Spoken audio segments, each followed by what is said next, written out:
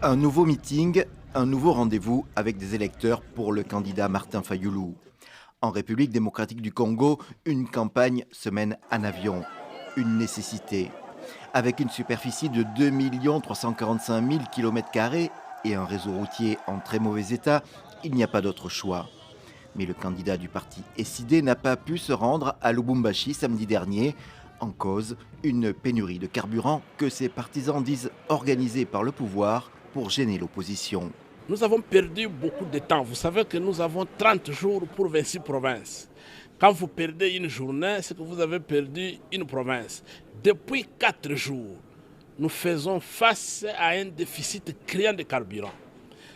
Le gouvernement de M. Tshilombo, le gouvernement de la République démocratique du Congo a réquisitionné tous les stocks disponibles de carburant. Et aujourd'hui, pour se ravitailler avec nos avions privés, loués avec nos cotisations personnelles, il faut avoir l'autorisation préalable de la présidence.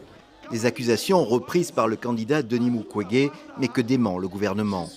Jusqu'à aujourd'hui, seuls 3 candidats, Martin Fayulu, Moïse Katumbi et Félix Tshisekedi, ont eu les moyens de faire campagne dans une grande partie des 26 provinces du pays, avec des appareils loués le plus souvent à l'étranger.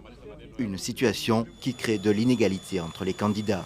Vous avez 3 catégories de candidats. Vous avez des candidats qui ont mis le moyen, vous avez des candidats qui ont été là parce que l'Union sucrée voulait que ces gens puissent être des candidats pour des raisons qu'eux-mêmes connaissent. Ils les utilisent pour d'autres choses, soit des insultes, soit saisir la cour. Mais vous avez d'autres aussi qui n'arrivent pas à se déplacer, faute de pouvoir, qui a bloqué même certains candidats. Je vois le docteur Mukwege réclamer, qui ont loué leur avion, qu'on a bloqué les autorisations pour que ces avions puissent arriver. Le pouvoir en place, sachant qu'il est vomi, il empêche les autres de pouvoir aller vers les citoyens. Du côté de l'équipe du candidat et également président sortant Félix Tshisekedi, on dément ces accusations et tout favoritisme.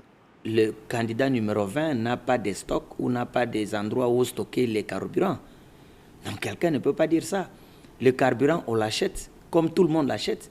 Quand un aéronef se trouve à l'aéroport, il sait comment on fait le plein.